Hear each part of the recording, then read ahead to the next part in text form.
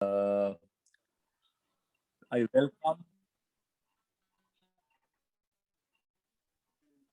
welcome you all month's edition.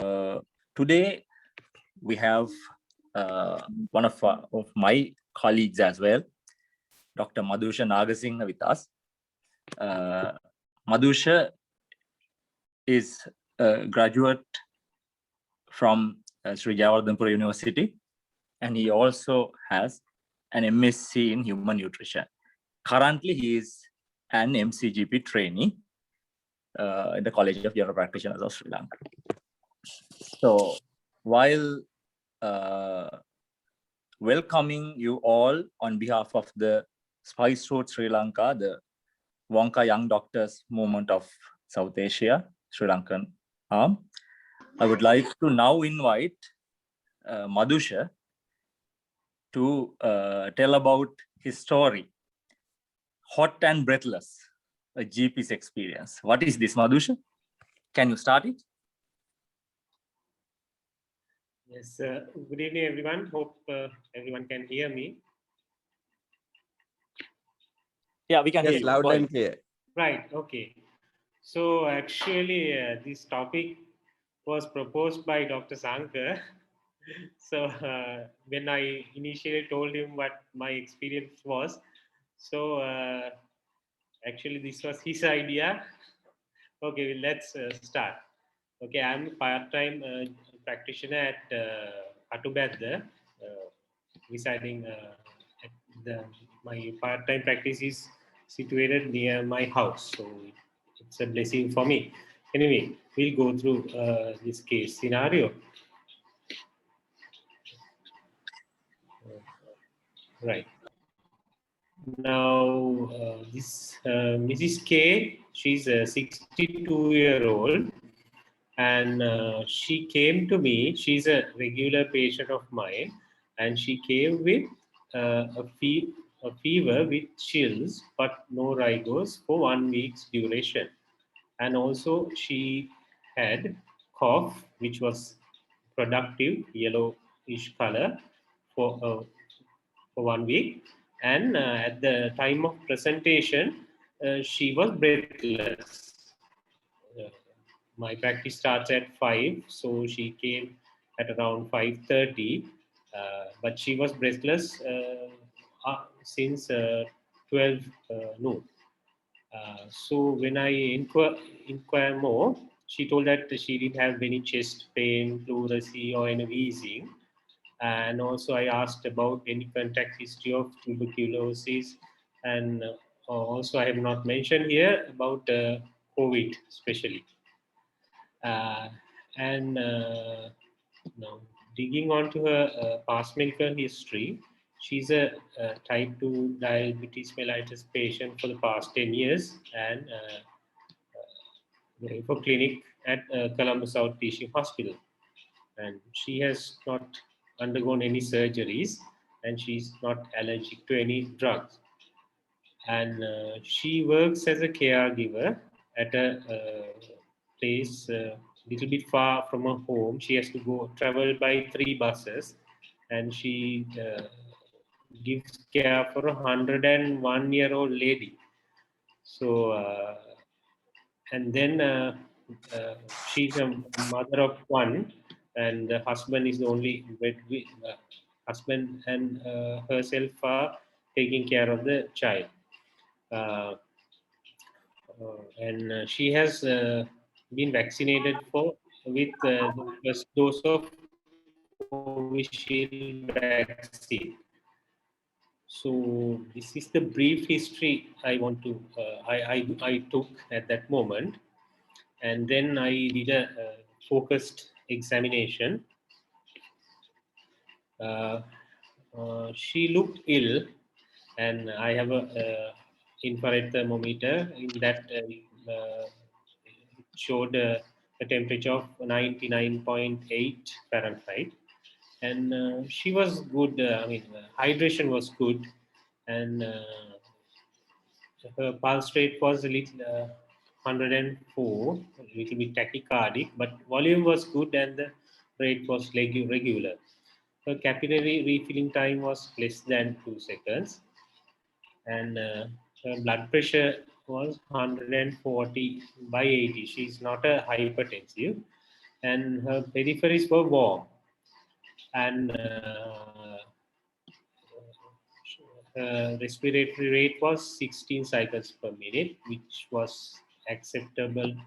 Uh, we can take it as normal. And on auscultation, her lungs were clear and vesicular breathing was there. Bilaterally, air entry was equal. So this was the history and the examination findings I got.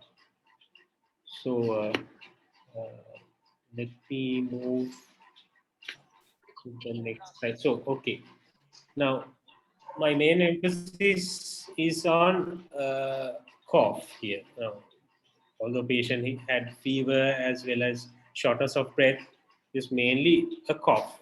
So, there are several ways that you can think of a diagnosis or a differential diagnosis. Some you have methods like you can use an algorithm, or else you can use the hypothetical deductive method, but diagnostic strategy model. So according to that, uh, there are few segments. So of that, the probability diagnosis would be respiratory tract infection, which is very common, acute bronchitis, or postnasal drip, rhinitis, or sinusitis. But all three are a little bit unlikely here uh, when we consider history and examination. And serious disorders. Madhusha, let me interrupt. You can just ask from the audience about their ideas at this moment. Okay. Okay. Okay. So, any comments up to now? Anything I can add which I have not typed here? Because this is a 100% true patient, nothing bogus. You can see later on. So I can't type everything here. So anything? Anything else to be asked from Madhusha, or any diagnosis you are considering? Anything can be asked and expressed at this time. Open to you.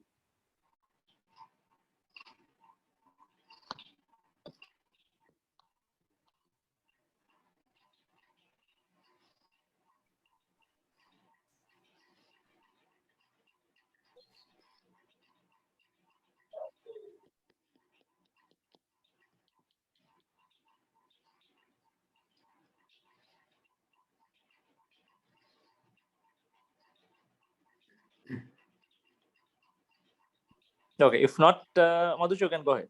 No, if no questions or Yes, I think yeah. Now I have highlighted here serious disorders not to be missed. So definitely these are on the cards. Now, although I have mentioned it as 5 COVID-19, it is still, I think, number 1.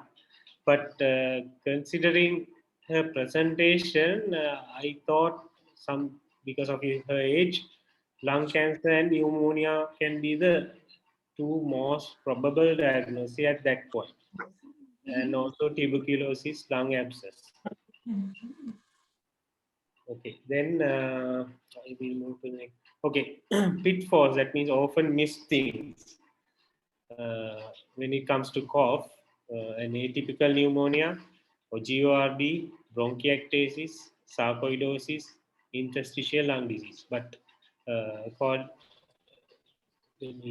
compare with another diagnosis, Madhusha, another diagnosis I can see in the chat would be psychological, because COVID-19 is around. The shortness of breath, probably.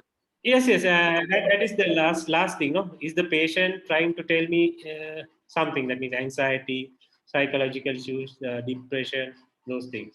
Yes, can be considered.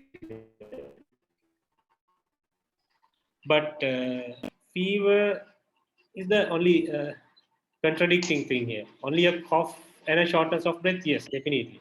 But fever is a not a subjective thing; it's an objective thing. So it's very unlikely to be due to a Yes, psychological Madhusha, thing.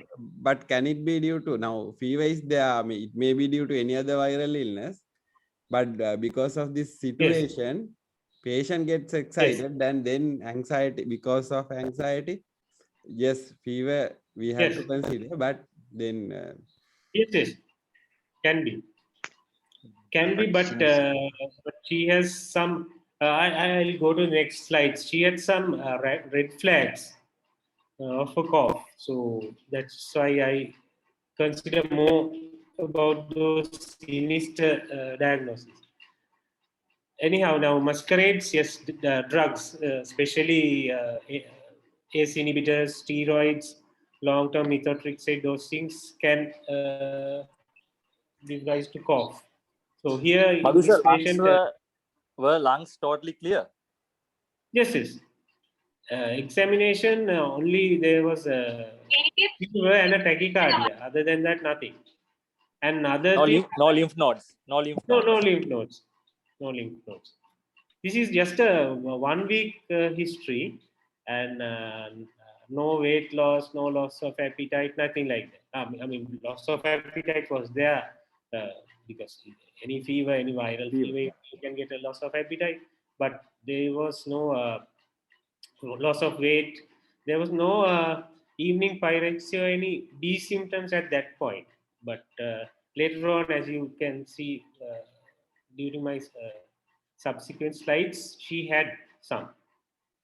That's the thing, because we are general practitioners, we see the patient as the first contact person. So sometimes we don't see all the clinical symptoms which a consultant or a person at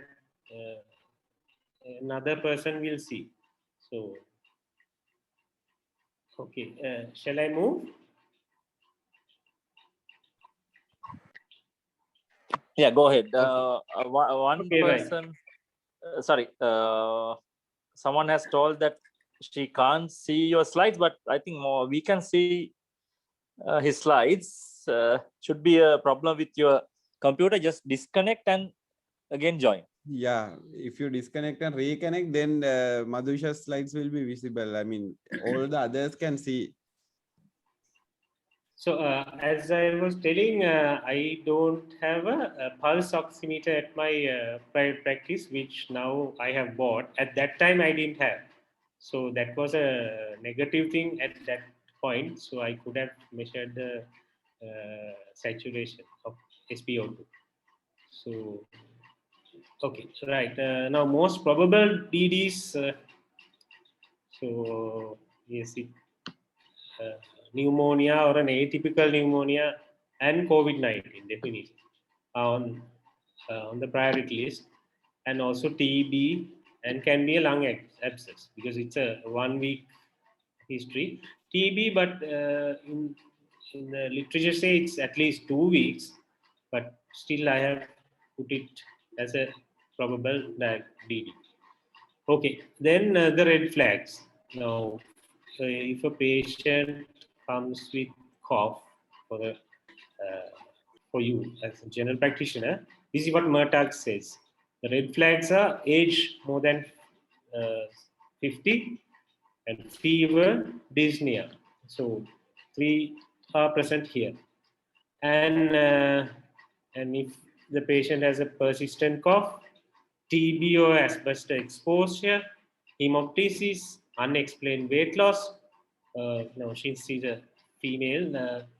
If it's a male, if it's a chronic smoker, yes, that's also a red flag. So I think these are self-explanatory. I don't need to explain. Okay.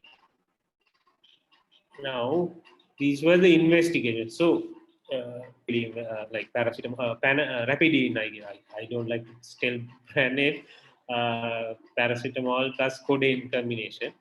and some other symptomatic relief, giving ORS and asked for tapered sponging and those things. I didn't give any antibiotic or anything, any steroid or anything at that point.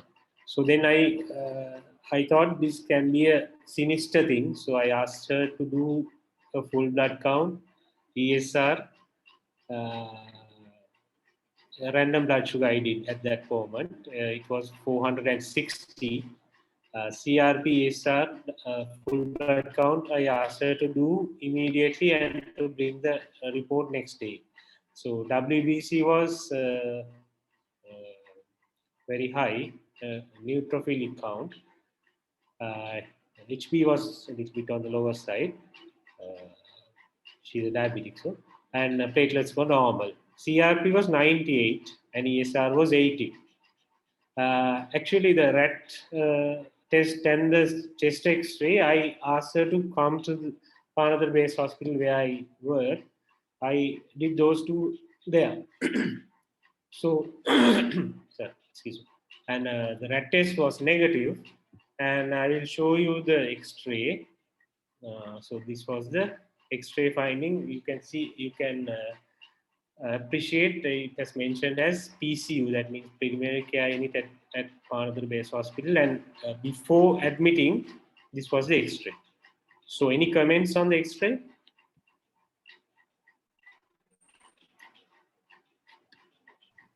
It's an abscess.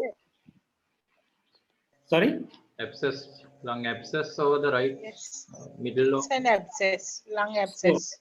So how do you describe this? You can't tell this is abscess. No, this is a cavitation. No, cavitation with fluid level. fluid air fluid level. Yeah. No. Yes, that's how you describe, and most probable diagnosis is lung abscess.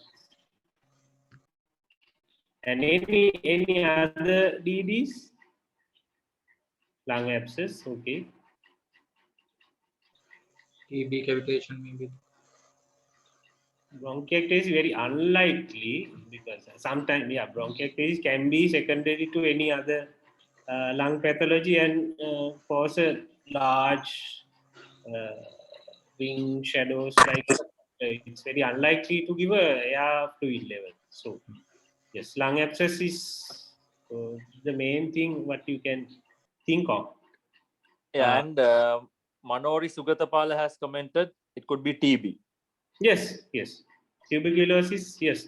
Maybe primary Gons focus that it involves the middle lobe, if I am correct. Another one has commented post TB cavitation. Yes, can be. But usually, if it's post TB, it's apical, right? Usually apical, yeah. Another comment. Could be a CA. Lung CA Yeah. could be lung CA.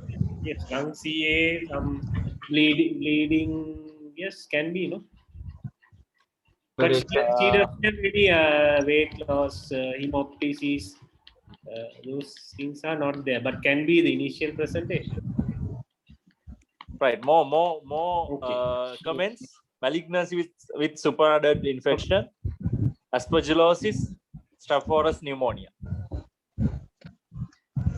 No one talks, but they type, so I have to read out. So yes, okay. So, but I am not an expert.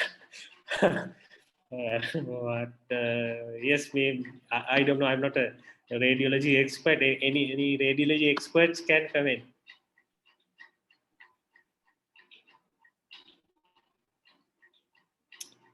Okay, then I'll move to the next slide. So DDs, what I thought at that point, it could be a lung abscess, tuberculosis, or a bronchial CA.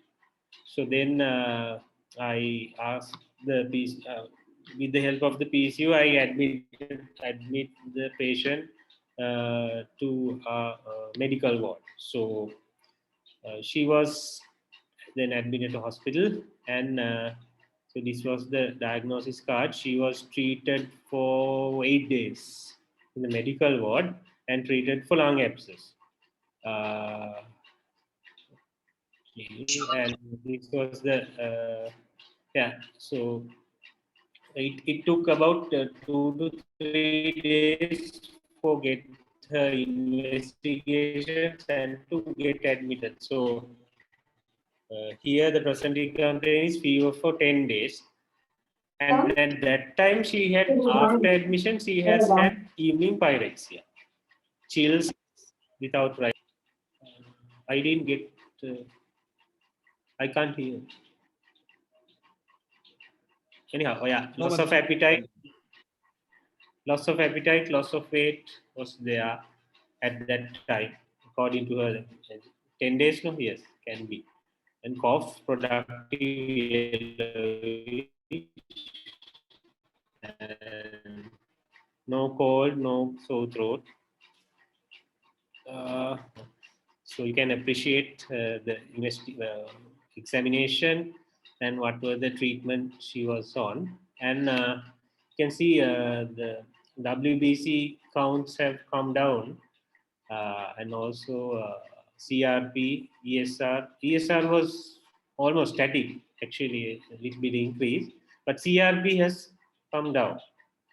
So blood culture is negative, and in the X-ray, the physician has seen.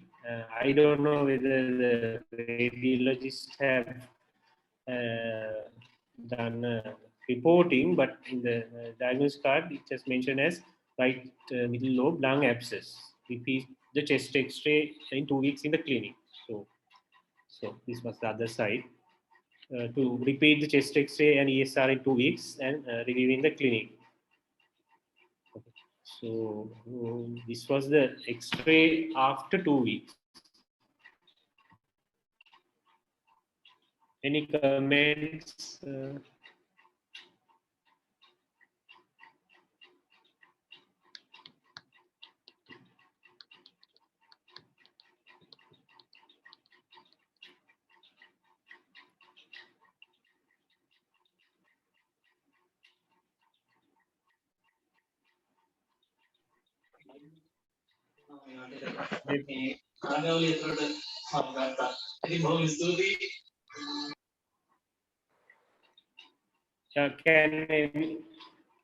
Can someone tell what this is? What has happened?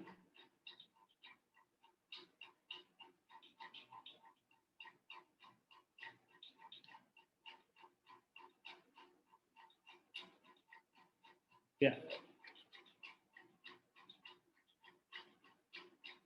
The cavity has disappeared to some extent, and there's a little bit of fibrosis has developed. The air fluid level has disappeared. So then, can you hear, right? Hear me? Yes, Yeah, okay, yeah. Okay, then in the clinic, they have repeated the fasting blood sugar 171, ESR 70. It was 80, 82, and now 70. And they have increased the drugs, and she was previously not on insulin. Now she's now she has been started with mixed insulin. Right. Then, so she was all right for some time, and she came exactly 1 month back, 6th of May, and she came to me with similar symptoms. So I ordered a full blood count and a CRP. So this was the report. WBC a little bit high with a neutrophilic count, and hemoglobin again has come a little bit down, but platelet count is normal. And CRP is again 82. So any comments now? What can this be?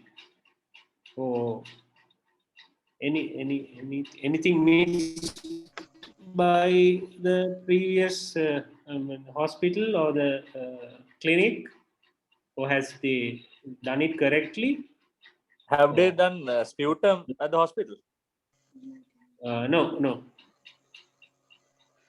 They have diagnosed as they have treated as a lung abscess. Lung, yeah. It was obvious, yeah. Obviously lung abscess. So they have gone by that. Yeah. So, Yeah. One of our colleagues has asked, had MAN2 test done? Shouldn't be, right? No, I showed you the diagnosis card. That was the things done. Only those things.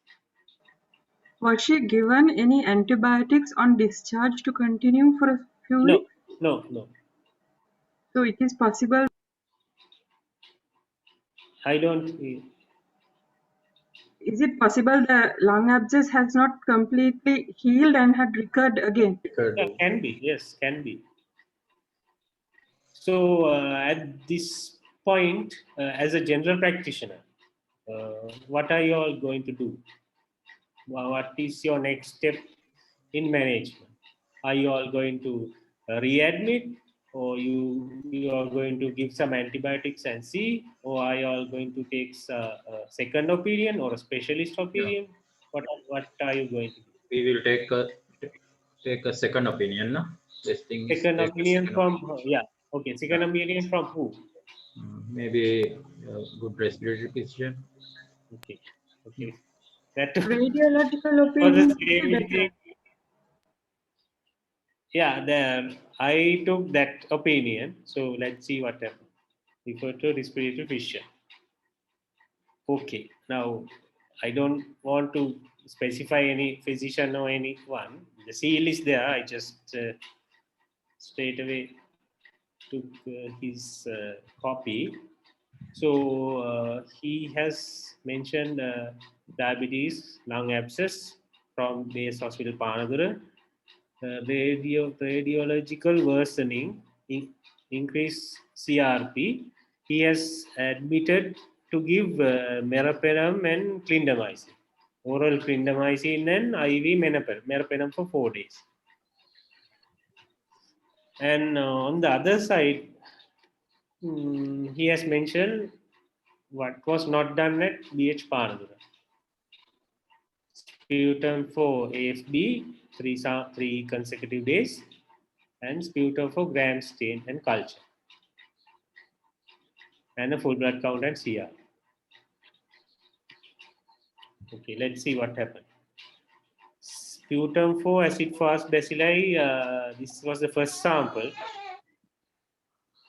So, seal and stain, acid fast bacilli C, so positive 2. Actually, she gave me only 2 reports, and this is on the 9th. 10th one she has misplaced, and this was the 11th one. So again, it is positive. So, okay. So the respiratory physician has asked to repeat the chest X-ray. Now this is the latest one. So any comments on this one?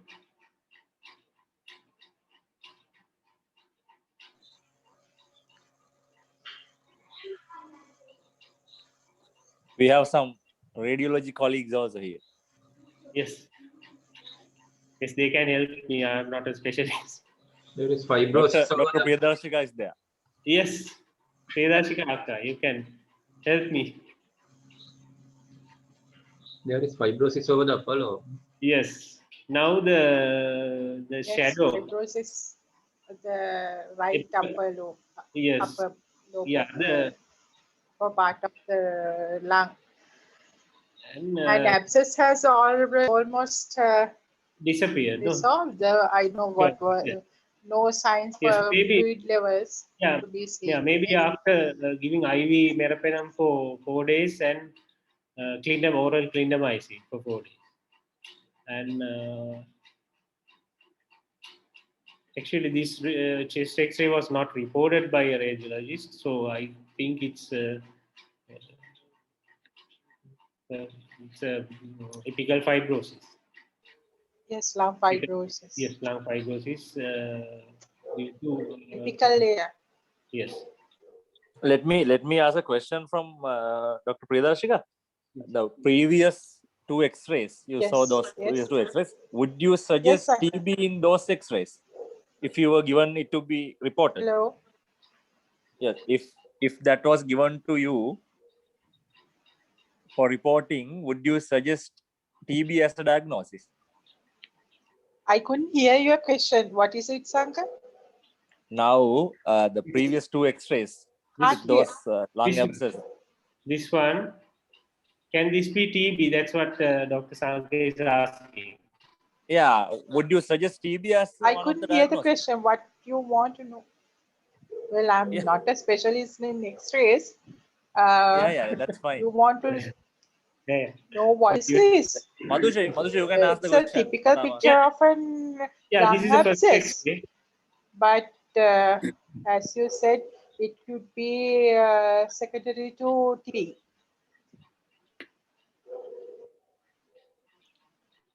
Okay, now that was the first one.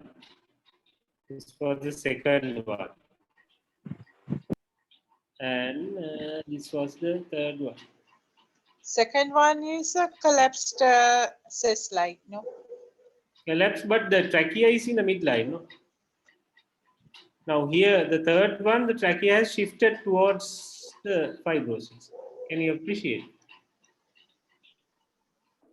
Little bit. Yeah.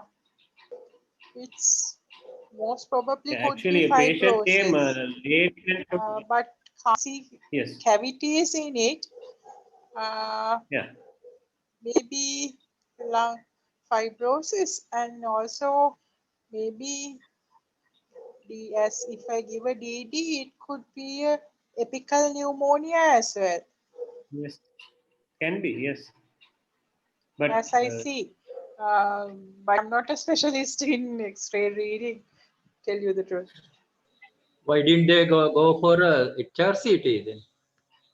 no. No HRCT. Actually, the respiratory physician has just diagnosed TB as from Seelin's test, and we are still waiting for the culture report because it takes 6 weeks for the culture report to come, the LJ medium culture report. HRCT, the consultant has not asked. I think that is enough for them to diagnose TB. Maybe if the patient is having any complications, only they will consider, I think. Anyhow, the patient is can't afford. She is not a very rich person. Well, our CT waiting list is so, I mean, And we especially have to wait for a long, I think. Yes, it's I know it HRCT. personally, so it will take time, no? And then, yeah, this was the doses, and this was the repeat after the meropenem and clindamycin. These were the reports. WBC has come down, and HB is on the lower side, platelet count, and CRP, which was 80 odd, now it has come to 74. So ESR was not done. So she was asked to go to the tuberculosis control program. So this is the card that will be issued for the follow-up. And Madhusha, there was a Yeah, question. yes. There is a question whether the gene expert was done. What? No, right? Gene? Gene expert. Yeah. I don't know about. Gene expert is on. No, actually, I think gene expert is done only when there's a suspicion, right? Now here it's crystal clear when the Gene, yeah. You mean this one? I mean here, yeah. Culture and DST results. This one, no? Gene expert, you mean? This one, no? No, they have not done. Here, it's empty. Yeah, exactly, because when this FB was positive, I think all three samples were positive. So then there was Yes, no yes. issue of, and the clinical It's, picture was suggestive. Yes, yes, they have given the disease classification pulmonary bacteriologically confirmed, new patient, treatment category new, and treatment started date last month 12th. And they have highlighted the X-ray shadows here, the fibrosis. And you can appreciate the intensive phase and the continuation phase. So they have given a plan. So she has been now asked to come to the nearby clinic for the follow-up. So after some time, these empty cages might fill up. Is she on anti-TB drugs now? Yes, yes. Yeah, they are. That's what is mentioned here. Yes. FCD4, FCD3. Yeah, that Yeah. means all 4 drugs from. Madhusha, one question.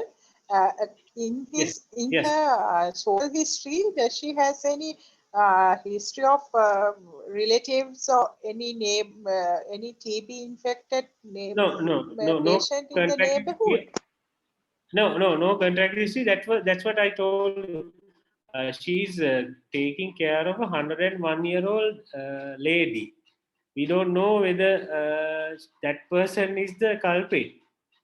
But the thing is, now she can't go because of the lockdown. She has not gone for some time. So she has told it to the TB program.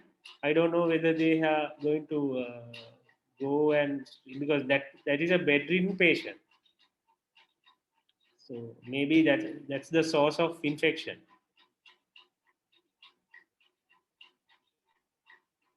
Okay, and this is the appointment date.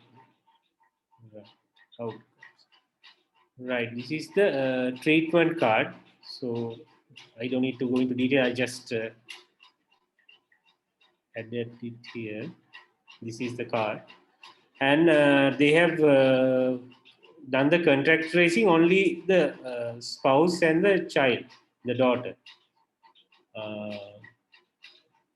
I don't know whether they will trace the other the people who where she works.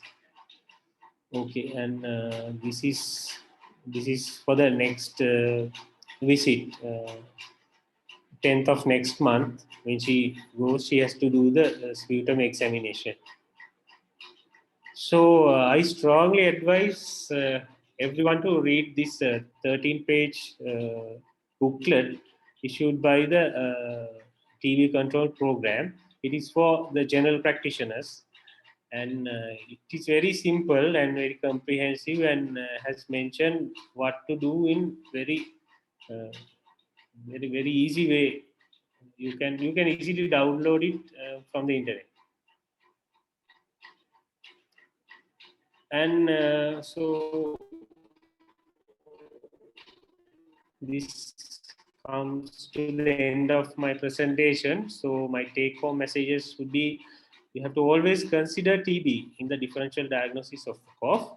Single X-ray may not reveal the exact diagnosis, and also don't hesitate to make a second opinion, even in the presence of a confirmed diagnosis. And the unique part comes last. Comprehensive care and continuity care of is a unique for family physicians, because if we didn't have a continuity of care, we could have missed. If say suppose if this patient has seen one physician and gone to another physician, this might have been missed. That's what I thought. So Madhusha, what about coordination of care? I yes, think that's yes, more important, because you coordinated, then you sent her to base hospital yes, and again sent her to the respiratory physician. yes, I did. Edit. Yes. And thanking you for listening. And if we have questions, we can discuss, or else if you have time, I have some few more, if time permits. Let's see. Yeah, good. Thanks very much, Madhusha. But this is the discussion time. Anyone can discuss and express their ideas. And to start it, Madhusha, would you think that reporting that X-ray, first X-ray, would have made a difference? Yes, that's the thing. I mean, when the patient is in the ward, I can't interfere. So that's the main disadvantage. So yes, reporting would have been done, but I didn't see that X-ray was reported. Maybe the physician would have thought that this was clear diagnosis, so I do need a report. Well, Madhusha, there are some general practitioners I know. Whenever they order the X-ray, they will ask for the reporting anyway, right?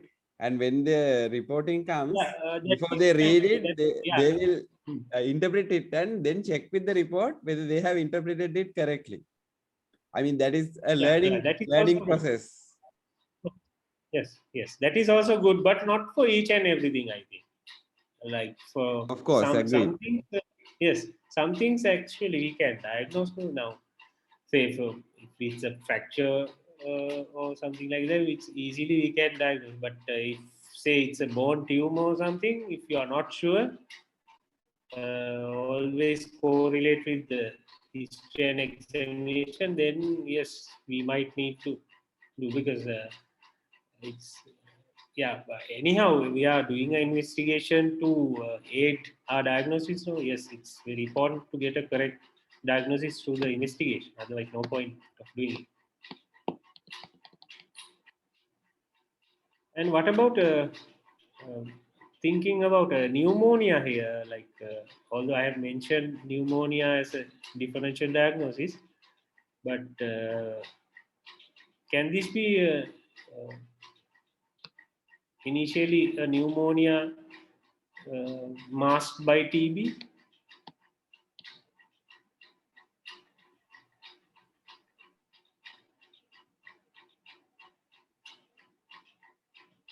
But I applied the severity scale. That means the curve 65. But I think aspergillosis is a possibility. Aspergillosis with the abscess and apical interference. Yes, can be,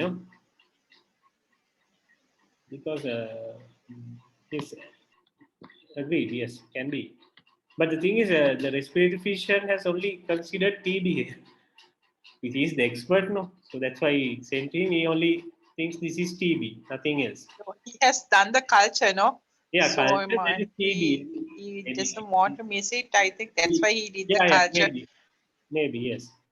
Yes, and the other thing, I don't know whether TB can coexist with other. Yeah, can coexist with other infections. So because she's a immunocompromised, diabetes mellitus for 10 years, so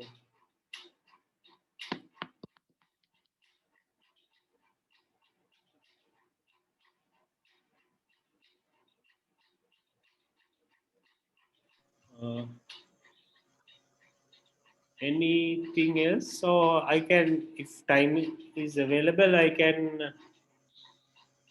If you ask, if you ask for the ESR or CRP at first visit, would it be done better than this? Yes, first visit. Yeah, I did both. You did both in the first visit. Let me show you again. I thought it's only full blood count. Yeah. This ESR 80 CRP. No, I mean at I only did GP, 4 investigations at my private. This is It's at your practice. Yes, full blood count, CRP, ESR, and the random blood sugar. And I asked her to come to the hospital, and then I did rapid antigen test and a chest Chest X-ray. X-ray. So,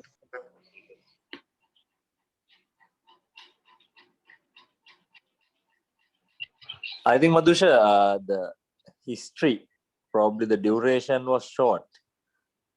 So you yes, would not have considered TB much, no? That's the thing. But that's definitely. probably Because the beauty of yes, that's probably the beauty of general practice as well, because we are the first contact people, so very short history could present. Yes. Anything, even a malignancy can present like this. That's Exactly. A few comments. Kalari as well. The sputum FD during admission would have been done. Better to give the feedback to the ward team.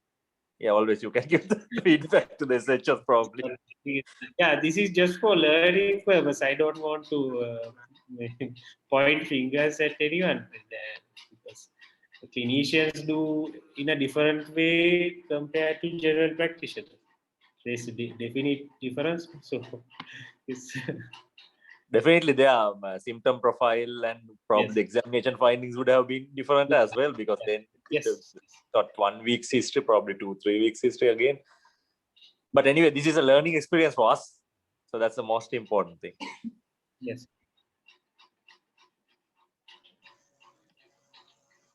Madhusha, there's a request. There's a request to. Can you please share the link to the guideline you showed, standards on TB care for general practitioners? Yeah, I'll this, try to. yeah, you just type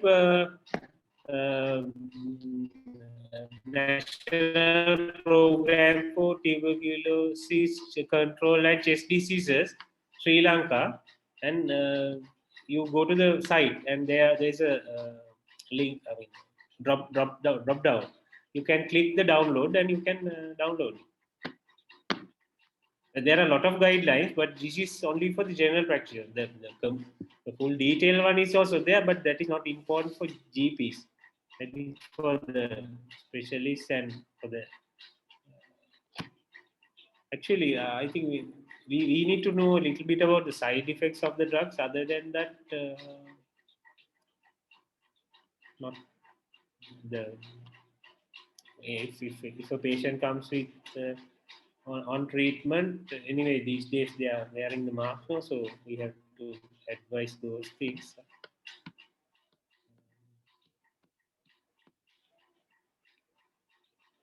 Okay. Thank you, Madhusha. I would like to go for those spot diagnosis as well. Yes, That's fine. So we have 10 minutes. Yeah. Yes. To I'll go finish. quickly go through because yes. These are all 6 patients have come seen by consultants, even have done wrong things. Okay. So this is my first patient.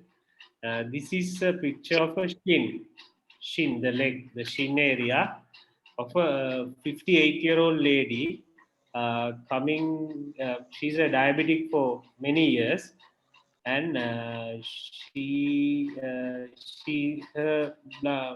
glycemic control was acceptable. She's followed up by an endocrinologist, and the endocrinologist has given fluconazole, oral fluconazole, and candid brie cream for 1 month.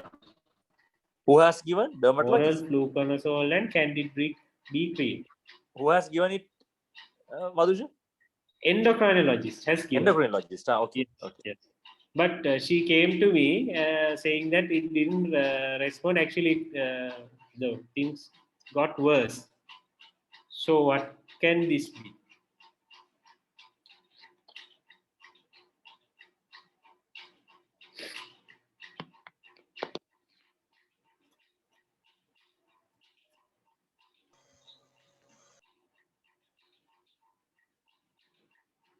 This patient came last. Okay. Okay. You are getting answers. Leprosy, erythema nodosum. No. Just wait. Erythema nodosum, tinea incognita now, and another erythema nodosum. Yeah. Two have told leprosy. To have told erythema sir. Tinea incognito. This is a very common Tinea. thing. Even GPs miss. Yes.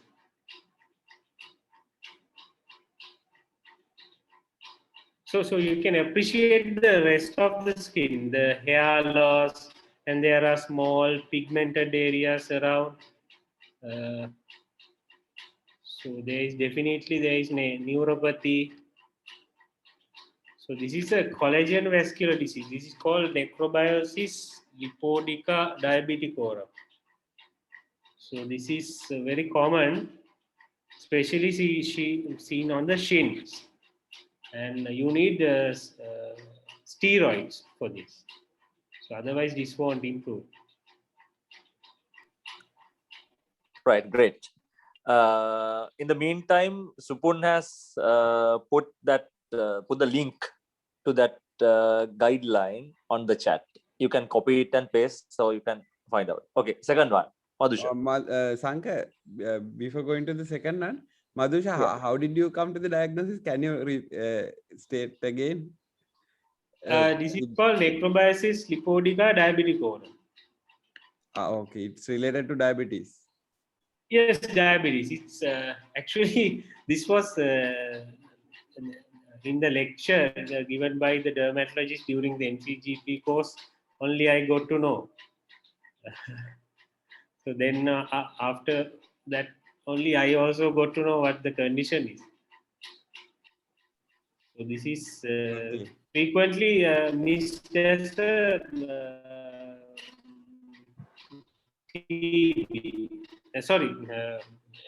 tinea infection. Yeah, because Tinea, it's you round have and the scales. Yeah, in the tinea you have the scaly, and also it is round. This is not. You can you can read. You can compare and see. Those are two different conditions. And next one, because of the interest of time, I'll move fast. This is a 10-day-old neonate came to me. He's perfectly normal, no fever, nothing. On the scalp, there were few honey-like discharge coming from the scalp. So parents and grandmother, everyone were very worried. So what can this be?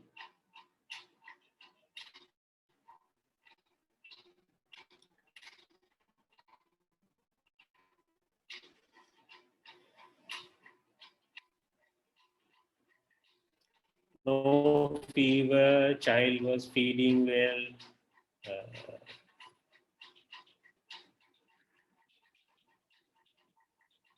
I don't know whether this is clear, because this each and every interesting case I take a photo and keep. This is from the phone.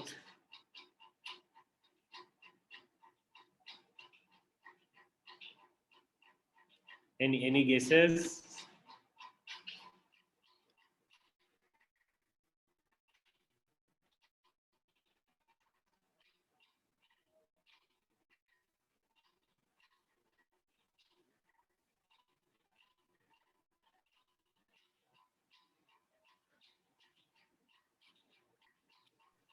Two answers I can see. We have 4 minutes more. Impetigo and yes, impetigo. This is impetigo. So it's we can apply impetigo and seborrheic dermatitis. No, this stage seborrheic dermatitis can be, but this is spot diagnosis. This is impetigo, and you need some cream, antibiotic cream like Muperacine is the best. Okay, then I'll move fast. Okay, this is a very frequent presentation to my practice, because my practice is somewhat close to the coastal belt. So what can this be? Ikiri. Sorry? Ikiria. No. Scabies? Yes, yes, it's infected scabies. I get about at least one patient per week to my practice because they either it's incomplete treated because they live close by. These days, especially with the lockdown, it is very common disease. So once you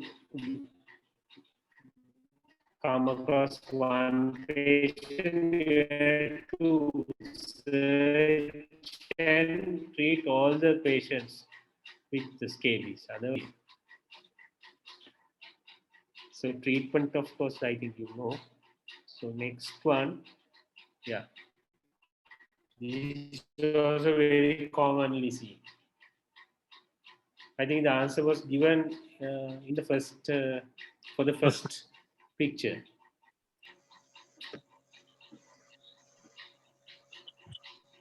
This has been treated by someone, right? Yes, exactly. Tinea incognito. Yes, exactly. That's Tinea incognito treated with the famous Beclomi or the Clobenji or those things combinations. So yes, and this one, this is also relatively common. I have seen 2 or 3. Cutaneous migrants. Yes, everyone will think like that, but it is not cutaneous migrants. Because you can appreciate there's a scab here. If you closely look at it, if you go down the line, it is wound healing, wound healing, wound healing. This is called dermatitis artifacta. That means the patient is so it's a behavioral problem.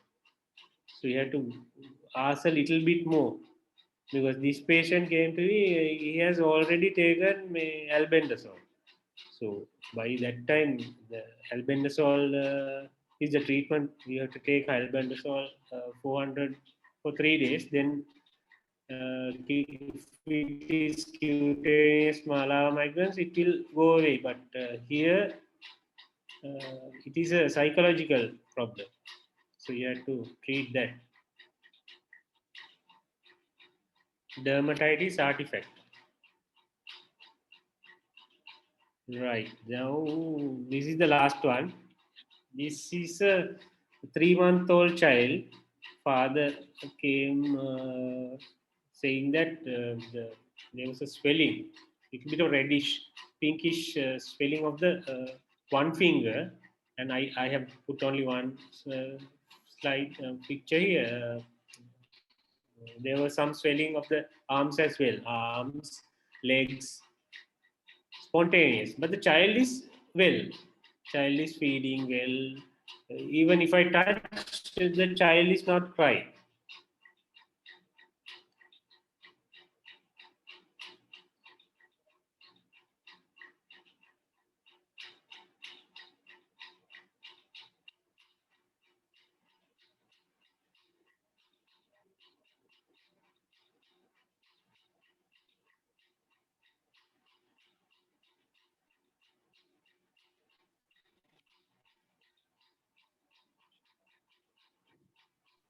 An answer is given as insect bite. No, no. Then cold allergy. Insect bite, then the child Yeah, with then fever, there's infection. Cold allergy, hypersensitive skin. No, no. This is And filaria. vasculitis. Yeah, this is a vasculitis. This is called. No, I can't remember some hemorrhagic disease of the infancy. This is a vasculitis, and you don't need any treatment. Acute hemorrhagic edema of infant. If you want, right, that's the name. Acute hemorrhagic edema. and you don't need any treatment. And the thing is, you can do a UFR and see if the UFR sometimes can show red cells. That's the only thing. So reassurance is the only thing needed. So yeah, that's it. So Thank you, Madhusha. That's interesting. Yes, thank That's you. interesting. Yes, thank you. And I'd like to thank Dr. Sankar and Dr. Supun for inviting me to do this presentation. And also, I'd like to thank my wife. She actually helped me a lot in preparing this presentation, and also helping me to do find some diagnosis sometimes. And also, I would like to thank the other responders, and also especially my MCGP colleagues who encouraged me to do this well.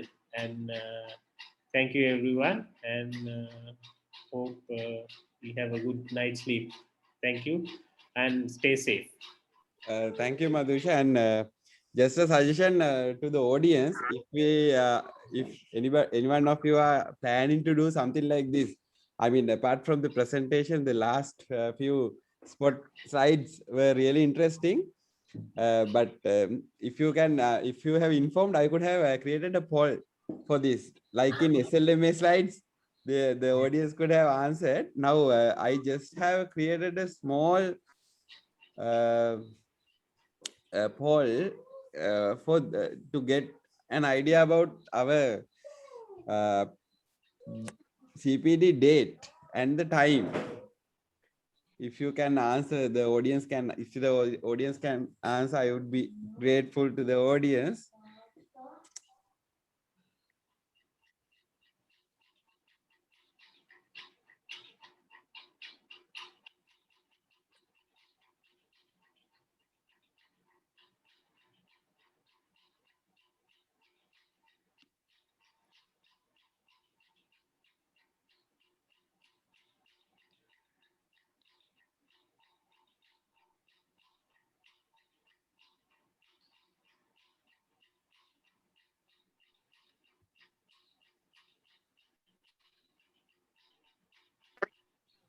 Subon, is it done? Okay. Yes, Sanka. Okay, great to see. So okay, which so means we have yeah, we are on the correct date and time, right? exactly. And Sanka, we have that. Okay. Yes. Like you said, I just want to now. This should be presented by you, but I will share.